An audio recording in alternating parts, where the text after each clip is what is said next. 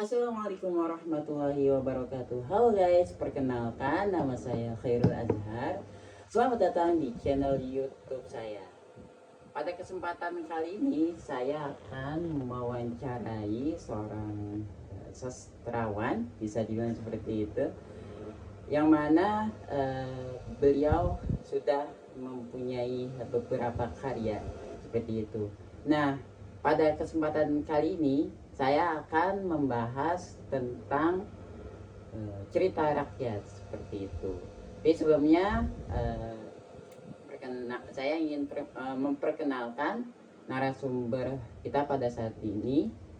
Beliau bernama Bapak Satrio Budi Utomo. Beliau pada saat ini sedang menempuh pendidikan S1 jurusan pendidikan ekonomi di Universitas Pamulang, seperti itu. Baik, tanpa berpanjang kala, langsung saja kita sapa Pak Satrio. Assalamualaikum, halo Pak Satrio. Waalaikumsalam warahmatullahi wabarakatuh. Alhamdulillah. Terima kasih Mas Heru. Alhamdulillah baik. Gimana kabar Pak Satrio? Alhamdulillah baik. Tetap semangat. Alhamdulillah. Tetap pastinya. Kita harus selalu semangat. Ya, apalagi untuk membuat karya-karya yang kreatif di sastra seperti itu. Betul. Baik, terima kasih banyak nih Pak udah menyempatkan diri untuk datang ke podcast saya seperti itu. Baik Pak, untuk kesempatan kali ini kita akan membahas suatu hal yang sangat seru nih Pak. Apa itu? Yaitu tentang cerita rakyat seperti itu. Apa sih yang Bapak ketahui tentang cerita rakyat itu? Jadi yang saya ketahui ya tentang cerita rakyat itu, jadi cerita rakyat itu adalah sebuah cerita ya, baik itu dongeng ataupun legenda yang biasanya diceritakan dari generasi ke generasi ya, dari mulut ke mulut ya, dari ibu ke anaknya pada saat menjelang tidur dan lain sebagainya. Ya, cerita rakyat ini anonim ya, jadi tidak diketahui siapa sih yang pertama kali mengarangnya, gitu ya Mas Firul ya. Nah, cerita rakyat ini biasanya ditujukan untuk memberikan kayak semacam pendidikan untuk anak-anaknya, ya kan? Misalnya tentang maling kundang, ya kan? Itu menceritakan seorang anak durhaka, ya kan? Nah, itu memberi pelajaran kepada si anak jangan durhaka, gitu lah ya.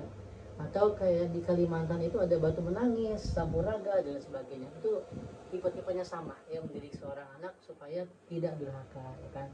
Seperti itu. Atau fabel-fabel yang biasa kita kenal ya, kita seperti misalnya kita tahu ya, ada kancil dan buaya, kancil dan siapa-siapa seperti itu ya. Nah, itu ada unsur-unsur pendidikannya di sana dan dia tetap anonim, tidak diketahui siapa penulisnya pertama, seperti itu. Oh, seperti itu. Baik. Oke Pak, ini kan anonim tadi ya. Iya, kalau cerita rakyat itu. Nah, di zaman sekarang itu kan sangat sensitif ya Pak, perihal yang namanya karya gitu, baik itu berupa tulisan dan lain sebagainya, terutama perihal tulisan nih yang sedang kita obrolin pada saat ini. Nah, kira-kira kalau misalnya anonim seperti itu, ketika kita mengubahnya sekreatif kita mungkin gitu ya, menurut versi kita, apakah cerita rakyat ini akan ada hukumnya juga seperti itu Pak? Kalau dirubah kreatif ya, Iya. kan kita tahu dalam penulisan itu ada ATM ya, amati, tiru dan modifikasi. Nah, selama cerita yang kita tulis itu tidak plak ketiplak meniru ya, kata demi kata sampai titik dan komanya, itu why not? Kenapa tidak, seperti ya. Yang jelas bahwa itu ada modifikasi dari kita seperti itu. Tetapi kalau seandainya misalnya Khairul mendongengkan kisah maling kundang ya, orang-orang udah tahu bahwa itu udah cerita rakyat ya, seperti itu, dan orang-orang bakal tahu nih kalau ini dongeng maling kundang ini Khairul tulis dalam sebuah buku, kemudian di situ tulis karya Khairul Azhar, orang-orang pasti akan ketawa. Kenapa? Karena orang-orang tahu ini cerita rakyat bukan cerita yang baru seperti itu. Tapi gini Pak, umpamanya nih, kita membuat suatu karya, karya yang serupa dengan cerita Malin Kundang, tapi bukan cerita Malin Kundangnya itu sih, tapi kita olah dengan sekreatif kita mungkin. Berarti itu nggak apa-apa ya Pak ya? Iya, nggak apa-apa seperti itu. Iya, iya. Seperti Hero tau kan ada cerita yang di salah satu stasiun televisi itu kan, yang ngambil dari cerita rakyat tentang anak yang durhaka pada ibunya, ya kan, itu sering banget itu ya kan kelihatan. Ya kan? Nah itu bisa dikatakan itu dikatakan bahwa itu ditulis oleh si writer dari cerita tersebut, nggak apa-apa begitu. Yang penting ini jangan katakan pokoknya ini Malin Kundang, enggak. Iya benar. Ya seperti itu. Karena si A namanya gitu. Dia dirubah. Siap. Bahkan konsepnya pun bisa dirubah, ya kan. Iya. Misalnya si anak, tapi aneh juga ya, dulu ada cerita tentang Malin Kundang, namanya Malin Kundang, tapi dia itu pakai pajero segala macam gitu. Dan orang-orang tuh ketawa. Aneh, kreatif tapi aneh kelihatannya. Begitu. Baik Pak. Oh ya, tadi kan Bapak nyebutin salah satu apa namanya jenis-jenis cerita rakyat itu ada dongeng sama apa sih Pak tadi? Ada fabel, terus ada legenda. Nah ya, apa sih Pak bedanya legenda sama dongeng seperti itu? Oke, kalau dongeng itu kan cerita fiksi ya. Nah, sementara legenda itu biasanya menceritakan tentang asal muasal dari suatu tempat atau asal muasal terjadinya sesuatu. Ya kan, seperti Batu Menangis, ya kan, legenda Batu Menangis itu menceritakan tentang asal muasal dari sebuah batu yang ditemukan di sebuah pinggir laut gitu kan ya. Yang batunya itu meneteskan air mata. Ini asal muasal dari mana sih? Dari seorang anak yang durhaka pada ibunya. Itu bisa disebut legenda. Atau cerita tentang asal usul Banyuwangi, ya kan, itu legenda, ya kan. Asal usul Surabaya yang merupakan asalnya itu pertempuran antara buaya dan ikan hiu kalau nggak salah ya. Nah itu legenda tuh. Jadi asal usul sebuah tempat atau sebuah tubuh dan lain sebagainya, itu bedanya dongeng sama legenda. Kalau legenda itu seperti itu. Oke. Oke Pak, gini Pak, ini kan kalau cerita rakyat itu ya, yang kita tahu kayak dongeng terus legenda itu kan benar-benar meninggalkan kesan yang manfaat gitu ya Pak ya. Sebagai pendidikan gitu kan, sebagai pendidikan moral, misalnya kayak kisahnya Malin Kundang gitu. Malin Kundang itu kan kisahnya tentang durhaka kepada kedua orang, kepada ibu ya. Itu kan pada intinya janganlah seperti itu gitu. Nah itu kan kisah di mana. Nah sekarang yang saya ingin tanyakan adalah di masa sekarang ini ya, di anak-anak di zaman sekarang ini, kira-kira cerita rakyat itu masih relevan nggak sih Pak?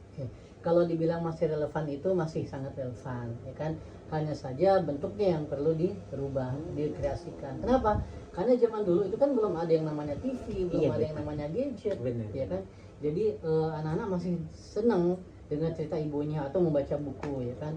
Nah kalau sekarang sejak adanya gadget, televisi dan lain sebagainya, ya kegemaran anak terhadap buku itu cenderung berkurang gitu loh ya.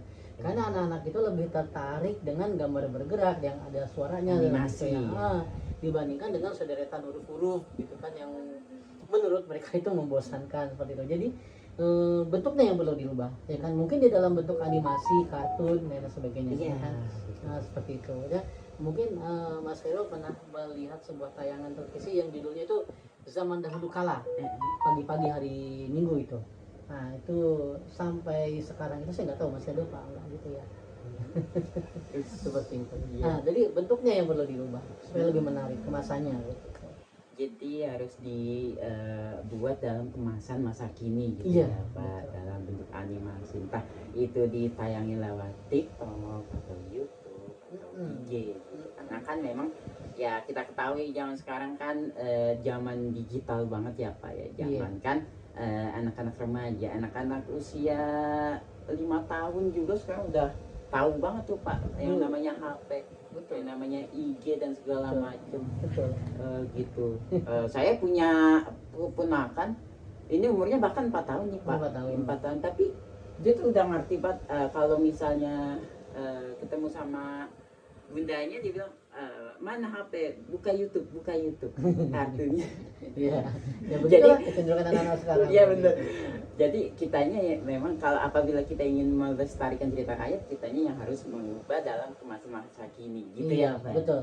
Oke deh Pak, wah mantep nih, seru banget ini yang pembahasannya. Tapi gini Pak, kalau misalnya nih kan kita udah kemas nih ya dalam apa namanya format yang kekinian seperti itu. Cuman terkadang masih aja kurang peminatnya gitu cerita rakyat itu.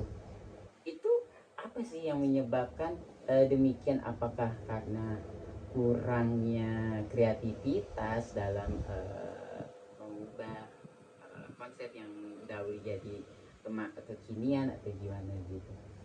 Ya itu ya, jadi kurangnya kreativitas seperti itu, kurang menarik seperti itu. Jadi ini adalah tantangan buat kita, bagaimana caranya supaya kemasannya itu menarik seperti itu Mas Khairi. Gitu. Oke. Wah seru banget. Wah kayaknya Bapak Satrio bener-bener paham nih tentang sastra ya. Luar biasa gitu ya. Pemahamannya, knowledge-nya tentang sastra nih, Masya Allah.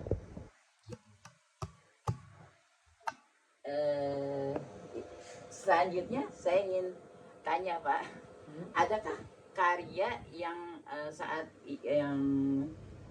ini sudah Bapak ciptakan seperti itu? Kalau menciptakan itu prerogatif Tuhan itu, saya bisa atau mengubah. Yang membuat. Jadi cerita pertama yang saya buat tuh saya ingat banget, judulnya Dongeng Sepatu, ya kan? Dongeng Sepatu. Ya, itu diterbitkan di sebuah website, kan Kartunet namanya, itu karya tunanetra. Kemudian setelah itu ada lagi cerita saya yang saya mengikuti lomba menulis ya, dalam alhamdulillah dapat juara 1 dan dibukukan. Nah, itu judulnya Merpati Berjari 6. Judulnya. Dan selain di buku Merpati Berjari 6 itu, selain cerita tersebut saya juga membuat 2 cerita yang lain ya. Sapi yang tak mau dikurbankan dan Olimpiade Hutan. Di sana. Ini menarik. Saya penasaran nih. Itu nanti filosofinya apa nih? Filosofinya apa nih? Sapi yang tak mau dikurbankan. Ya, jadi sapinya menolak untuk dikorbanin. Begitu ceritanya. Intinya. Begitu. Kalau mau tahu baca sendiri. Oke, siap. Gimana Pak cara kita mendapatkan buku daripada cerita-cerita yang Bapak udah buat seperti itu? Oh iya, itu bisa dilihat nanti ada di nomor telepon di bawah ini ya. Nanti bisa mungkin diedit ya, ditayangkan di nomor teleponnya. Kemudian setelah itu ada lagi buku yang kedua, judulnya Yang Tak Terlupakan. Ini kumpulan dari kenangan-kenangan kisah masa lalu ya. Dan saya di situ menulis in memoriam. Jadi cerita tentang perjalanan saya selama sekolah di SLB seperti itu waktu kecil. Oh, tentang sekolah. Bayangan saya. Ini kebetulan ini bukunya saya bawa. Masya Allah. Ini Yang Tak Terlupakan. Kemudian yang terakhir itu saya membuat sebuah cerita. Ini ada di dalam kumpulan cerpen juga, Pelangi Untuk Sahabat. Dan di buku ini saya menulis Jauza dan Zaula, ya, Jauza dan Zaula. Kemudian ada cerita Nilai Untuk Rio. Jadi tentang fantasi ya, dan pengalaman seorang guru seperti itu.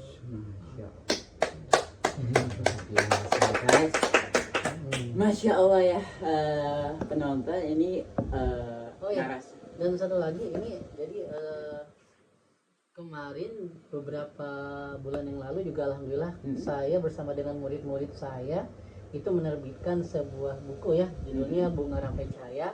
Ini tulisan dari murid-murid saya, ini semuanya tunanetra ya. Tunanetra Pak? Iya, tunanetra semua. Jadi hasil dari pelatihan selama 6 bulan menulis. Ya, Luar di situ biasa. mereka dibimbing oleh seorang mentor ya dari Cartoonet juga ya. Ini sebenarnya untuk proyek P5 ya di sekolah itu, dan alhamdulillah telah diterbitkan, dan yang ingin membacanya silakan nanti hubungi nomor telepon yang nanti akan diberikan seperti itu. Wah, tunanetra tapi bisa membuat karya tani menarik nih Pak. Mungkin nanti kita bisa bahas di pertemuan selanjutnya. Wah, itu kali bisa ya. panjang lagi. Iya, Videonya panjangan panjang, nanti. panjang, betul. Iya, iya. Tapi menarik. Tapi oke, mungkin sampai di sini dulu untuk pembahasan kali ini ya, pemirsa. Mungkin adakah pesan-pesan yang ingin disampaikan oleh penonton seperti itu, Pak Satria? Untuk pesan-pesan saya ya buat teman-teman semua yang ingin berkarya, tetaplah berkarya. Ya, jangan putus asa, dan ingat bahwa tunjukkanlah karyamu itu untuk kemaslahatan orang-orang di sekitarmu ya. Jangan hanya ditujukan untuk kepentingan kamu semata, seperti itu. Ingat, karya yang ditujukan tulus untuk kemaslahatan umat itu akan kembali lagi ke kamu, seperti itu. Jangan menyerah. Siap, siap. Terima kasih nih Pak atas waktunya, atas bincang-bincangnya, terus juga atas pesan-pesannya yang begitu menyentuh hati. Mudah-mudahan apa poin-poin yang telah disampaikan dalam podcast ini bisa kita cermat dengan baik dan kita bisa mengamalkannya seperti itu. Baiklah, penonton, demikian wawancara saya dengan Bapak Satrio Budi Utomo.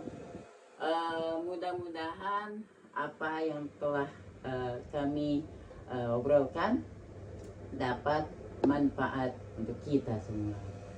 Saya Khairul Azhar, mohon pamit undur diri. Wabillahi taufiq wal hidayah, waridwan wal inayah.